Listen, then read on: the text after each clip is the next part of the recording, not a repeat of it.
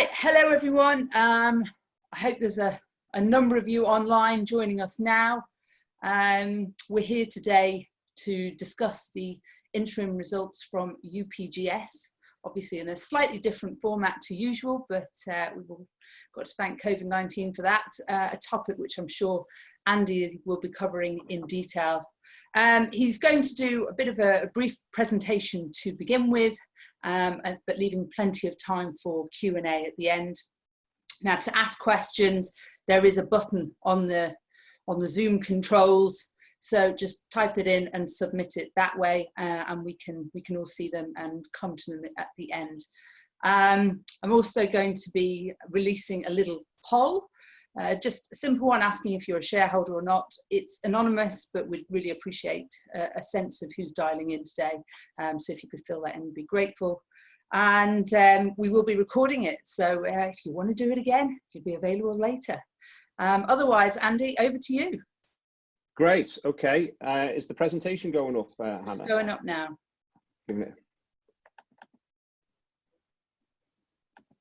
Here we go. Okay. And I need you to navigate, don't I? So if you go to, I think it's the third slide. Yeah.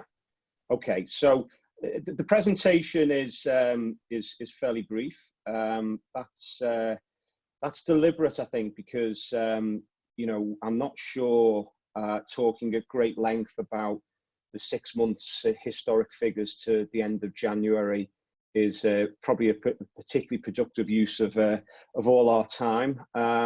I suspect most of you out there are really interested in you know, the challenges that we're currently facing and how we're dealing with those. But just, I suppose, to recap, we got to the beginning of March really in quite decent shape. We were, I think, you know, relatively comfortable about achieving our numbers for FY20. We were seeing a nice evolution of the business as well in terms of the execution of our strategy. So, you know, good growth in supermarkets, good growth in online.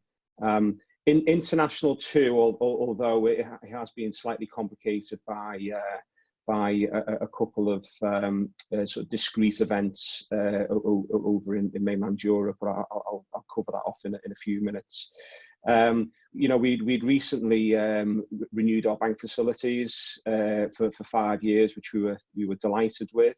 Debt to EBITDA was moving downwards quite nicely, and that was all despite dealing with COVID impact in China.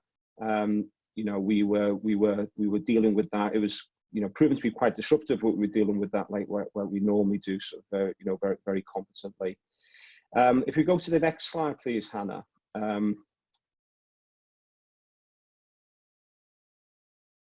Okay, so and then COVID hit the UK and turned from being what was previously a supply side issue to a demand side issue.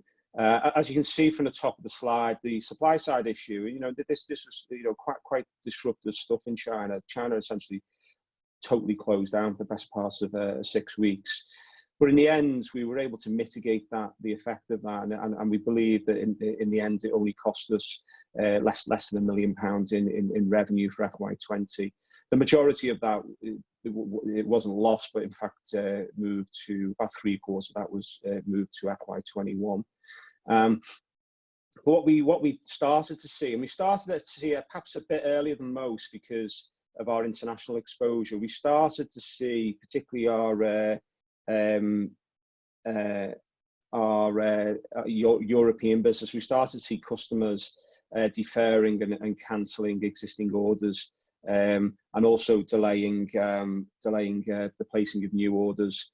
And that led to our RNS, which we issued on the 19th of March, where we warned that this demand side effect was going to have a negative impact on the second half of FY20. Obviously we then went into lockdown in the UK. Now, you know, we are clearly on the demand side, has had a significant effect, but we are continuing to trade as a business. a number of our customers do remain open.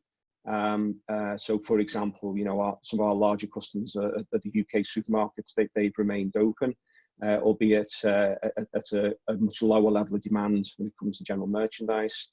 Some of our discount customers that also sold food remained open. So again, we had you know, ongoing business there. Typically, it has to be said on a direct or FOB business, FOB basis rather.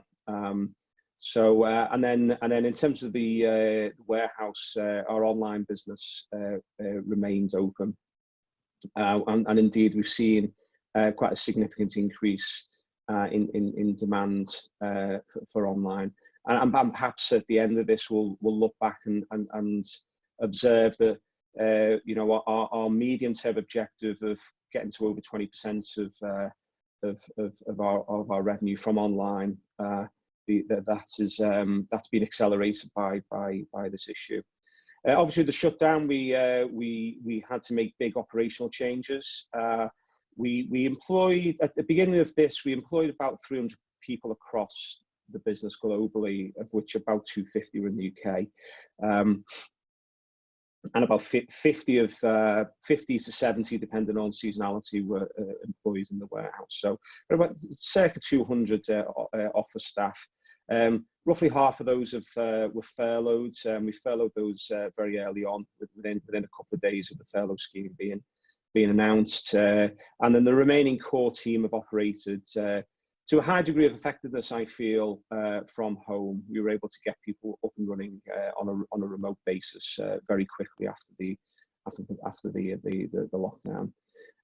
The warehouse has remained open, predominantly to serve our online business.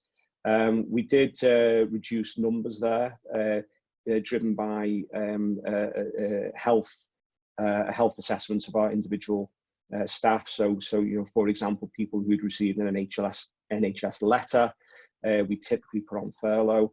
And then we've got quite very stringent safety procedures in the warehouse, which were actually which were in place before the lockdown. So we screen people when they come in, including taking their temperature.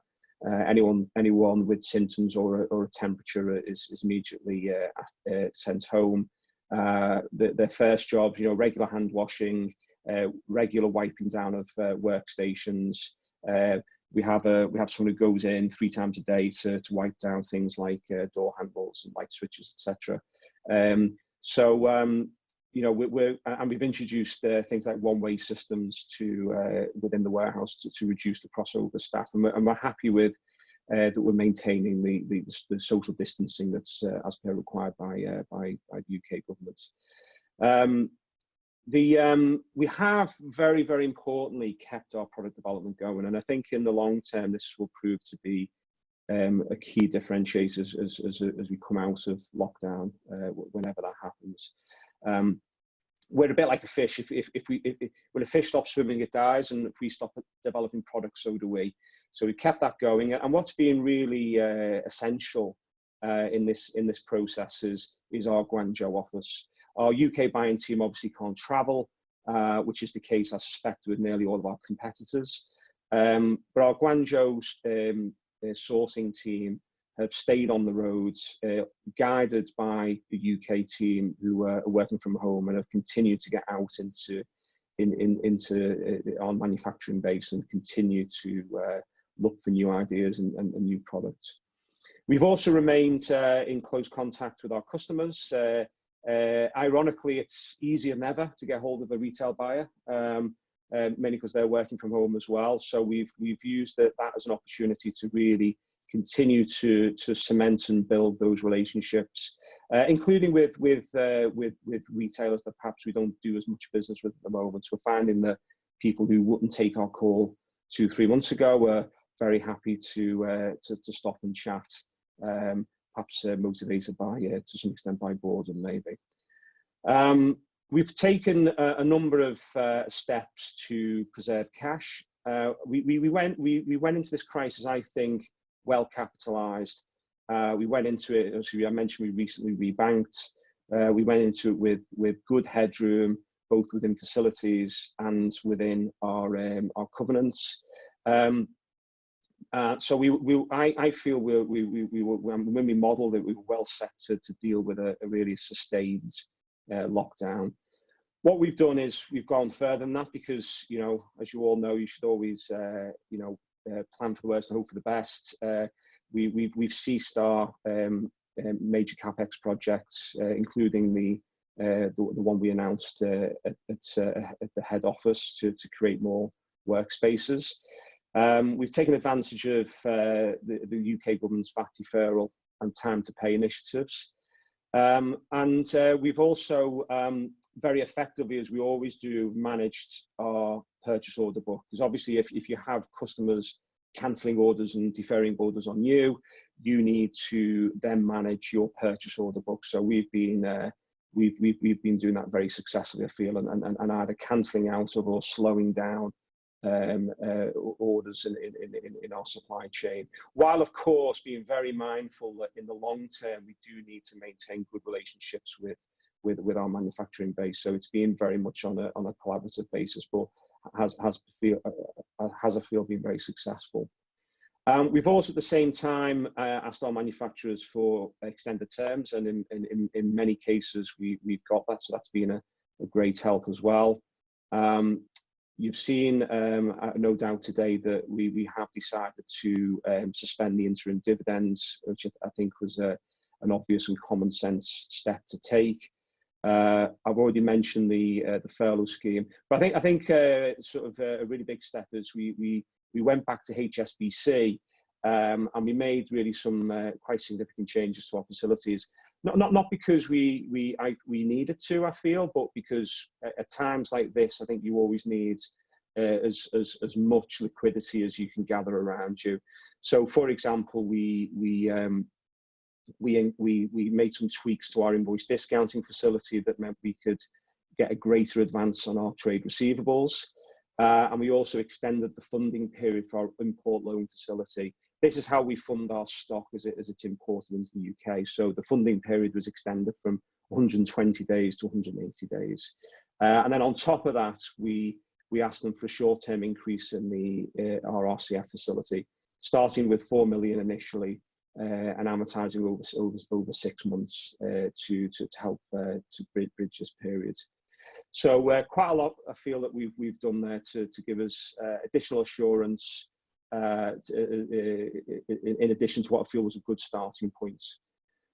What we've also done, and I do think as shareholders, most of you will appreciate this, we've also taken the opportunity to bring our resources and skills to bear to help our local community.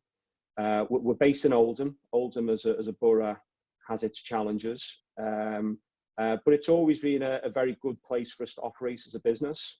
So we've spent, you know, we've approached this challenge in 3 ways. First of all, we've recommended to our furloughed staff that they consider volunteering, and many have taken up that recommendation.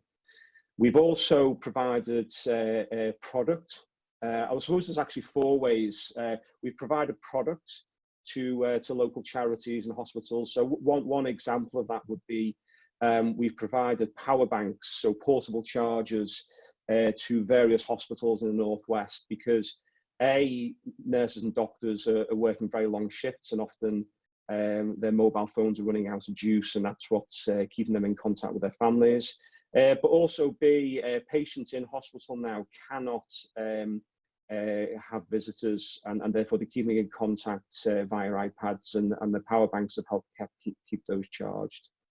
The third way is we've looked to help the local community is by bringing our sourcing expertise to bear in ways that perhaps we didn't previously anticipate. So we've been helping a charity called Action Together, which is coordinating the local efforts in Oldham in response to COVID. We've been helping them source things like toilet roll, things like baby milk, nappies, baby wipes, all really essential stuff which you know, and it's not typically things, as you know, that we source, but we have lots of contacts, and we kind of know how to do it. So we've been helping those guys get their hands on those essential supplies. And then finally, we've been helping with cash. We have committed £10,000 to Action Together, really to try and pump prime the local fundraising efforts, and to help fund that, the directors have taken a pay cut during this period to cover that cash flow cost. Okay, if we can move on to the next screen, please, Hannah, the next slide. Okay, this looks back over that first half, which, as I said before, really does feel like ancient history. But I suppose it is worthwhile just reflecting that we were seeing a nice strategic move in our mix. In the past, we've always been, some would argue, overweight on discounters, and our discount customers are hugely important to us, but we were keen to see supermarkets, online, international, improve as part of the mix, which is certainly what we saw in the first half. There were a couple of things to explain. We did see a decline in discounters. That was predominantly explained by two discrete events. First of all, we saw our largest German company. We don't discuss or refer to individual customers as a policy, so I hope you don't mind, but that's for commercial reasons. But we did see our largest German customer be put into a strategic review by its UK parents, and subsequently sold. So that was a bit of an unfortunate backward step there. And then we also saw, we were up against a tough comparative with one of our other large European customers. Last year, they did take in a lot of stock on new ranges, what we call store fills, when there's a range change, and that didn't happen again this year. So that increase in revenue that we saw last year, turned out to be a one-off and wasn't repeated this year. Now, in terms of international, if you strip out those effects, then we still saw 10% growth in international.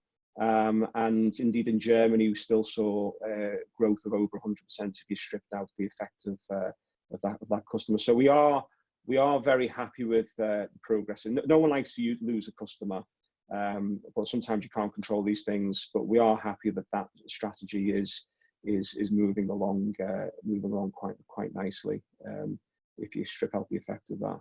But overall, okay, it was nonetheless a little bit disappointing that discounts went backwards. But overall, we did see decent growth and continued evolution in the mix. Okay, if we go to the next slide. Okay, I've covered off some of these points already. I mentioned the bank facilities. As I said before, these kind of events are often viewed as a bit of kind of housekeeping, I think, sometimes externally. But we were delighted, not least because we've got visibility for the next 5 years, and I've been doing this quite a long time now, and I've never had 5-year money off a bank, so I was really delighted to see that.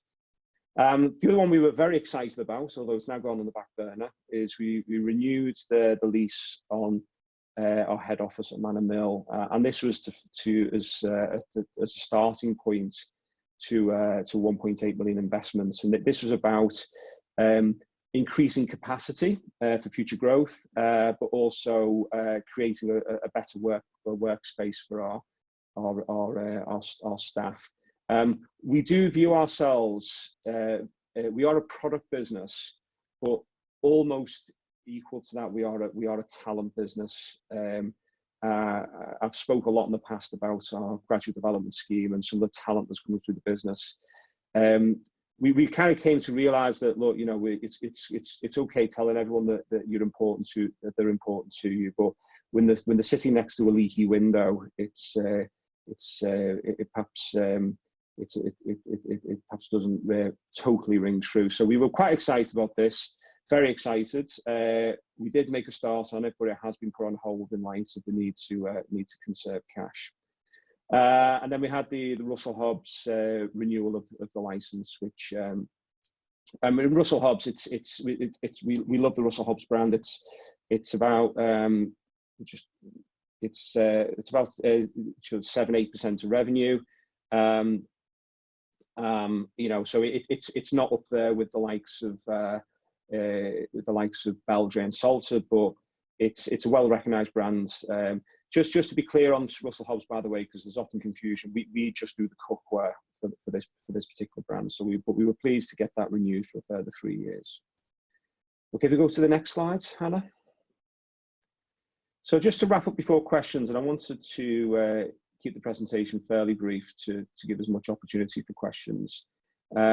We were trading in line with expectations early March, despite the supply chain challenges in China. That changed when we saw demand being hit by the COVID issue, and that led to the RNS on the 19th of March. We continue to make sales via online and via those retailers that remain open, albeit at a reduced level.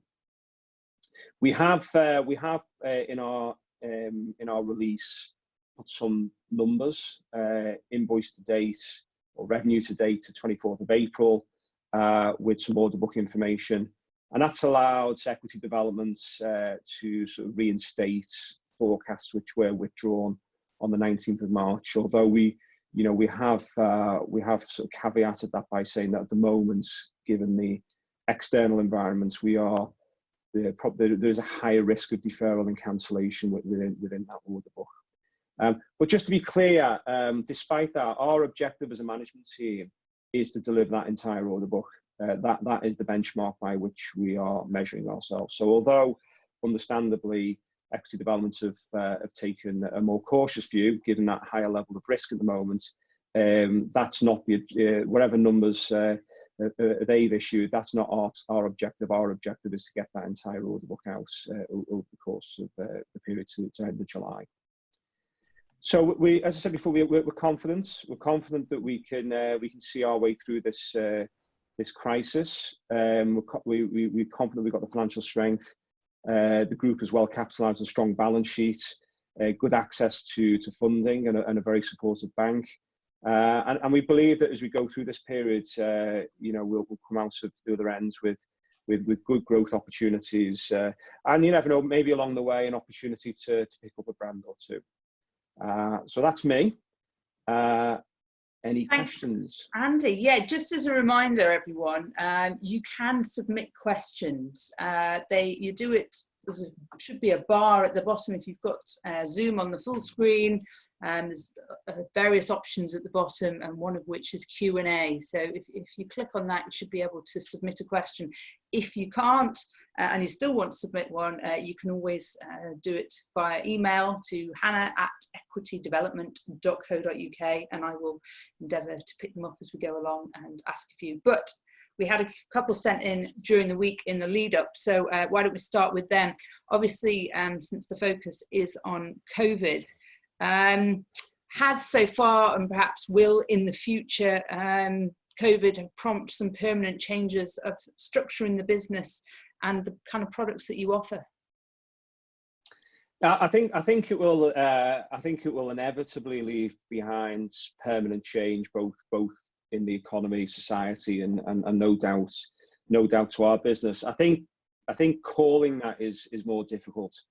I think it's leading to really quite strange things happening. Products that we perhaps wouldn't have given a second look at previously have now, like, really, the order of the day. We're online. Our cleaning products have always performed reasonably well online. Not as well as SDAs, not as well as as cookware, but have gone absolutely mental since the lockdown, because everyone's doing a cleaning frenzy. I think looking beyond the current ripples, I would say that we are going to see an acceleration of online penetration. I think that for two reasons. I think first of all, I think there is going to be a level of trepidation about going to stores for quite some time, even once the worst of this crisis is behind us, because the virus is going to be in the community for quite some time. And I think, secondly, people have got used to being reliant on online deliveries, and so I do think what was happening anyway may well be accelerated.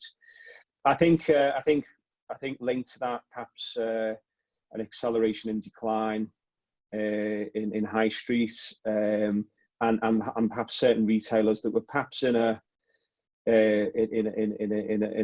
process of long-term decline anyway, like department stores, this may kind of completely finish them off, and individual retailers that were kind of hanging on for 1 year to the next, they'll go. So I think for us, it's important. I don't see it as a big change in the structure of the business, but I think it's our need to focus on the winners is going to be even greater going forwards, and I think that's what's already reflected in our strategy. So discount, supermarket, online. This is where we're going to need to continue to focus. I do think also we may see from retailers a greater emphasis on reliability of supply. I think price is always the most important factor in a buying decision. But I think in the mix, things like having confidence in your suppliers, and are they going to be around to deliver the goods? Are they going to be able to navigate through what is still a difficult situation in China, and have those delivered on time is going to be of even greater importance than have been previously. So in terms of structure of the business, I guess the question around that is things like, are we going to see more home working and things like that? I think personally, for some of our staff who have had a letter from the NHS, they may be still home working in 12 months' time. Yeah. But I must admit, while we've been able to get home working very effectively, my own view is if you want to build teams, it's more often than not done better face to face. Our guys do work remotely a lot anyway because they travel. So it's. But I think in terms of home working, I prefer teams that work face to face. But maybe I'm a bit old fashioned. So. Time will tell what we're all allowed to do. Yeah. Let's move on then, because I had a question in the week and one today on that German customer. Have they gone for good? Have you got some hooks still in them? Well, those of you, as I say, we don't name our individual customers because they tend to get quite upset when we do that, which is fair enough. So for commercial reasons, but if you think about who of a UK parent of a German subsidiary that went into a strategic review and then was subsequently sold, there aren't that many candidates. So I suspect most people on the call can work out who that is without me saying. Yes, we stopped trading with that customer in November as soon as it was clear that they were going into that review, because we couldn't be sure that we'd be able to collect whatever we invoiced them. Would we be able to collect? So we're assuming it's gone for good. We are still talking to the new owners. We do know the new owners pretty well from sort of past experience. So we're assuming that it's gone, but there is maybe a 30% chance that they may come back as a customer under the new ownership. Okay. Now, obviously, you talked a bit there about HSBC and the nice facilities you've got in place there, but just in terms of what you can do that's smart at home with working capital, is there anything, and bearing in mind that this is an open call, is there anything you can do with debtors and creditors to stretch your working capital a little further? Well, I think the first thing any business can do is look at their costs. So we're run pretty tightly anyway. I think most people know that, but you know, we will have the benefits of a chunk of our staff being in furlough. And then in addition to that, you know, I always say people spend money. So, you know, it's while we've not been able to get out there and travel, we've had, you know, less travel expenditure while we're, you know, things like some of our trade shows have been curtailed. So we have reduced our costs quite significantly and quite quickly, in addition to what's to the furlough. In terms of our working capital, we went back to our, we're very unusual compared to most people who import from the Far East. Most people who import from the Far East will give their supplier a deposit of between 20 and 30%, and then they will pay the balance when those goods ship. Nearly all of our supply base give us open terms, so we don't give any deposit, and we typically on average pay on 45 days. So that was a pretty good starting point. We've gone back to our manufacturing base in light of the circumstances, and the majority of them have extended those terms. So that was great, and not just great because it benefited cash flow. It really showed a sense of solidarity that we had from our manufacturing base, which was great to see, because we've dealt with a lot of these factories over many years now.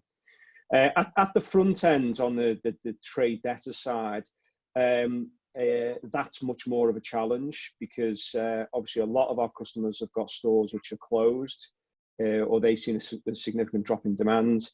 So getting them to pay on shorter terms is, you know, in nearly all cases was a bit of a pipe dream. And in fact, for many of them, they've been sort of almost unilaterally extending terms. Mm-hmm. But this is why having an invoice discounting facility is important, something that can push and pull with those working capital needs.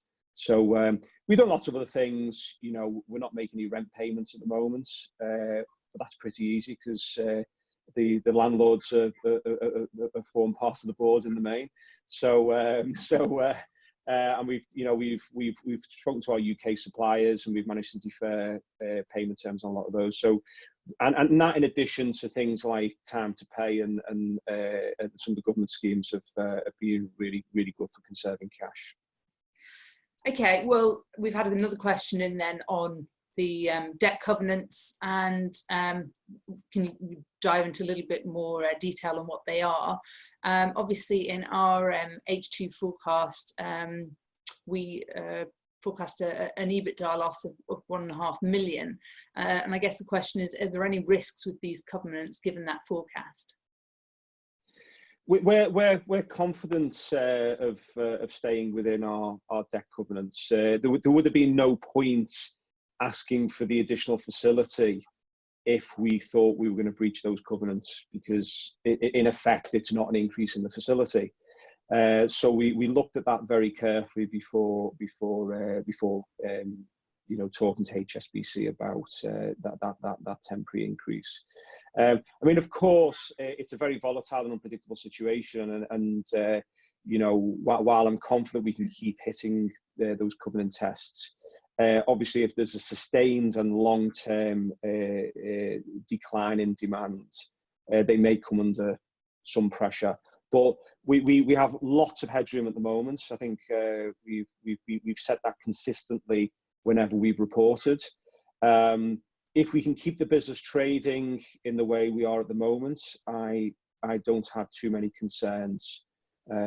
So yeah, I think you know, I feel, but it's a very, very unpredictable situation. So you know, I'm confident, but you know, that can't be guaranteed the longer that this goes on. Okay. Well, and then we've got a couple of questions around, I guess you could call it new product and an M&A, because obviously you've made some smart acquisitions in the past in terms of brands, particularly in times when others are feeling the pain and distress, which I'm sure plenty are out there. So should we take it two parts? One about new opportunities that you're seeing, but more broadly, new products coming out of this situation. Yeah, as I say, I use the analogy of a fish that stops swimming. We keep the product development going, and we're doing that across our product base. So key areas will be SDA, and as I said before, it is leading to changes in what people consume. So, bread makers, for example, which is an old line, is back. It's everyone wants a bread maker. So it's leading to sort of some changes in taste, I suppose, is what people want. So we're really focused on things for the home, as always. So innovation in cookware, innovation in our kitchen electrical items. Mm-hmm. We're also I know it seems a bit daft because we're talking about a virus here, but we've got a new antibacterial range of cleaning items which have seem to have really caught the mood. We're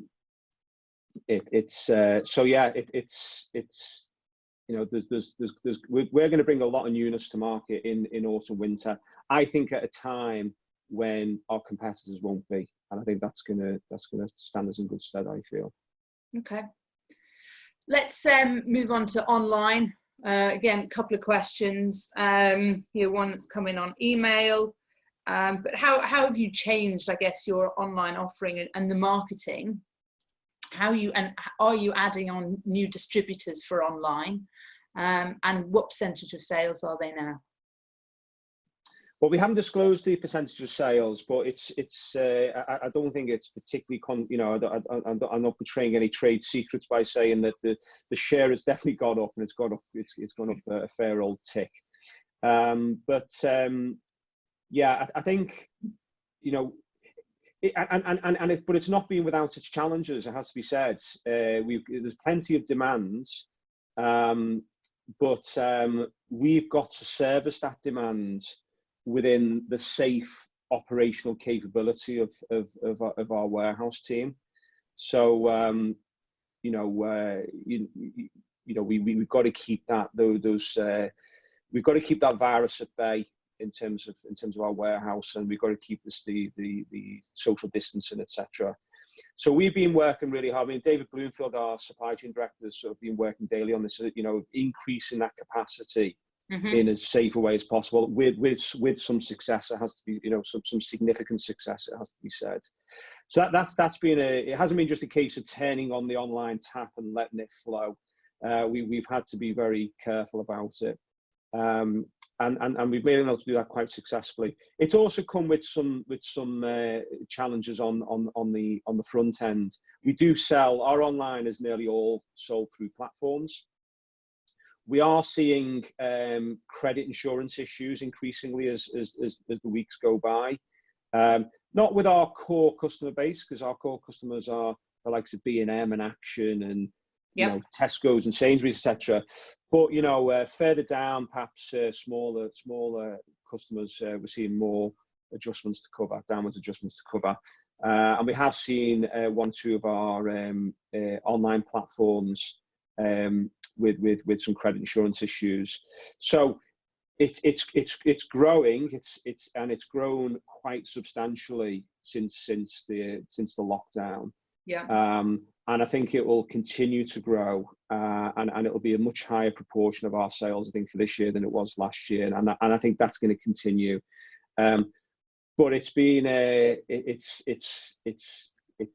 it's not all plain sailing. I mean, and we've seen that with other people. We saw that with Next. Next had to close their entire online operation before they could even begin to get it right.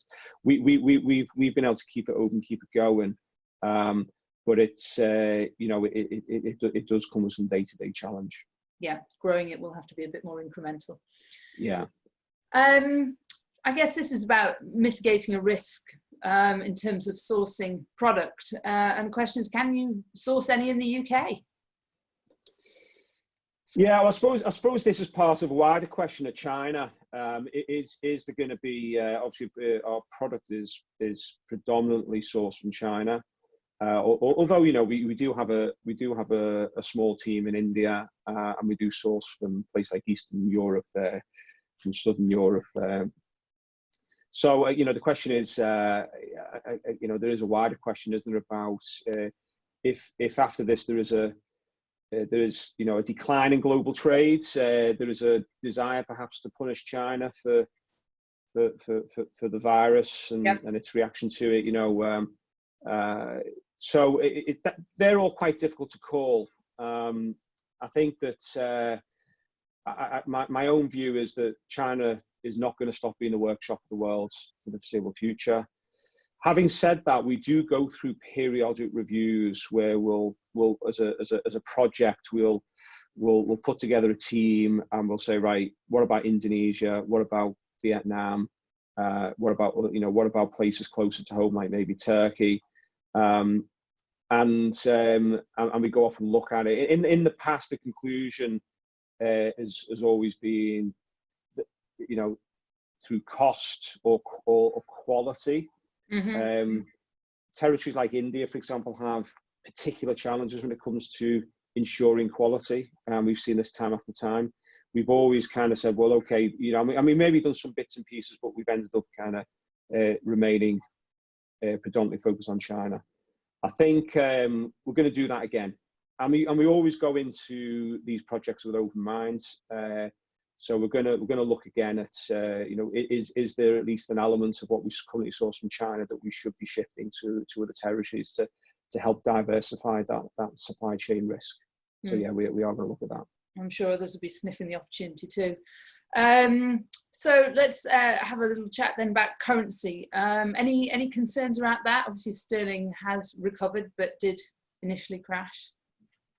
Yeah, I think whenever currency, whenever sterling depreciates, it always provides a level of challenge to us, So and we've seen that in the last few years when there was a rapid depreciation after the Brexit referendum. We're at roughly 125 at the moment. And we're making what I think is an acceptable gross margin at that currency right now. If it was to drop to 115 on a sustained basis, that would provide, like it always does, further challenge that we'd have to adapt to. I would say that in my time at Ultimate, we've been as low as, because I think they did go down to 115, didn't it, a few weeks ago. We've been as high as 208 and as low as 115. So we always adapt, but it just can take time if it happens suddenly. My view, and I'm not here to predict currency because I'll be on a beach if you knew how to but go on, predict how currency will move, but. The sterling's had a lot thrown at it, hasn't it? In terms of Brexit, global pandemics, and it's at 125, and at 125, we can sustain our current margin. So I feel that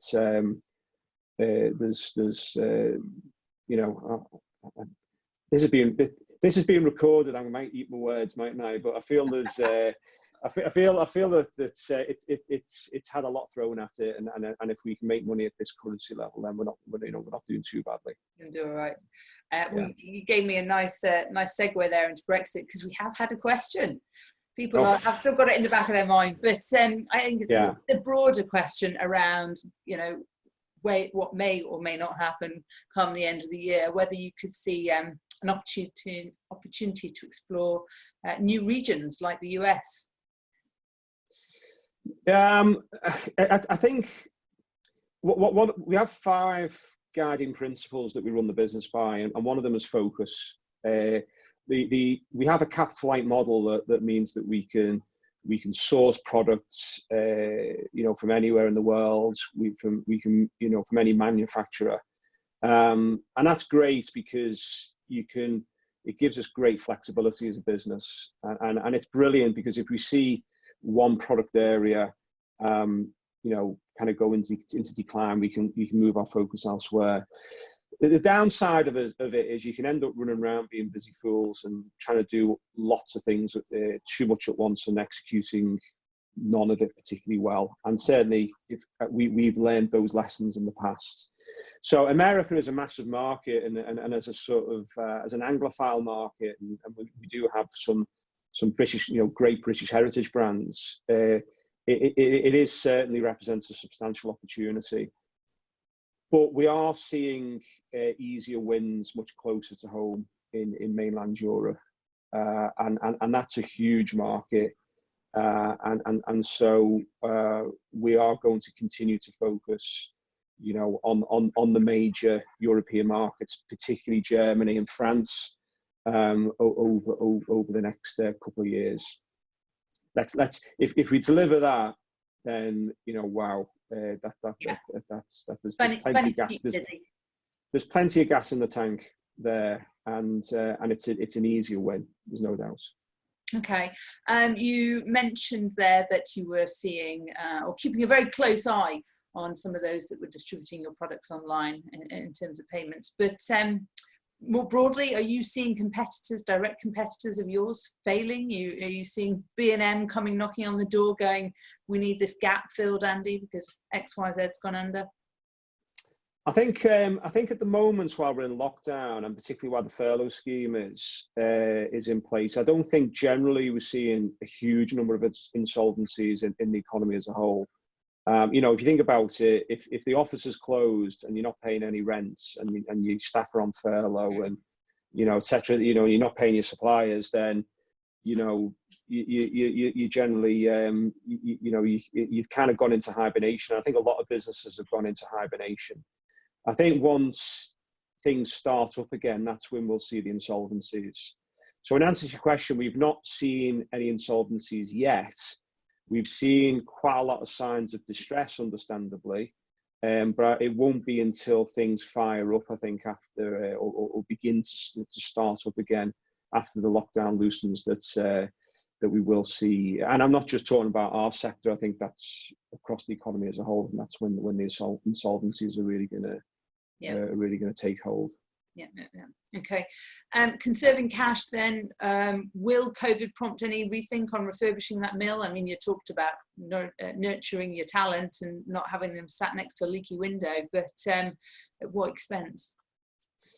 Well, I think, we won't restart it until we have clear visibility as to sort of direction of travel with the business, because I think, that'd be foolish otherwise. So I think as and when things normalise, and who knows when that'll be, I don't think any of us know when that'll be.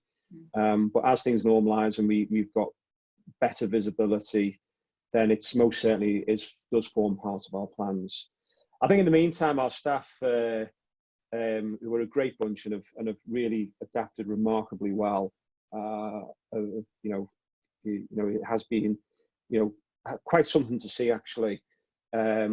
I think they'll forgive us if it takes another, 12 months to get those double glazed windows in.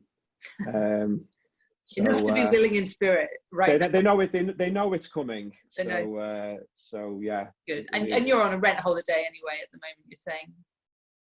Yeah, we've not a rent holiday. Rent payments being deferred, so there's no cash going out the door till things normalise. Good. Just another quick question here on the branded cleaning products of Cleanies, and did you manage to get any more into the market just before the rise came in demand? Well, we've seen a lot of demands via online for Clean Easy. So that's again one of the things we may look back on and say, well, it helped accelerate. I mean, we are being patient with Clean Easy. We don't buy these brands expecting them to go from zero to hero overnight. It took, we bought Beldray in 2009. We were happy to be patient, but we have certainly seen an acceleration in demand on Clean Easy because of that thirst for cleaning products that we're seeing from all these people who are at home at the moment. Yep. Cleaning out them cupboards that have not been in for a while. So. Doing out their cleaners. Right.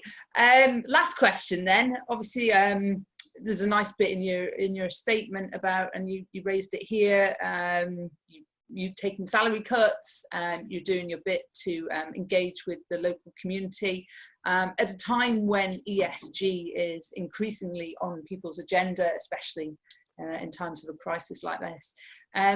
Has the feedback from the institutional fund community made, has it made UPGS more attractive to them? We don't know, because I was talking to the institute. You guys are first, so I like to talk priorities straight, Andy. I like to talk to private investors first. So it's it's next week when we're kind of doing our virtual roadshow. Okay. So it'd be interesting to see what they think. I think there's been quite a few signs that institutional investors are putting these things higher on the list. But to be honest, it's not been a prime motivator for me. I'm not that bothered if they're not bothered. We've done this because we feel it's the right thing to do for the community. We think in terms of going back to what I said before. Oldham has looked after us, so it's time for us to help look after Oldham.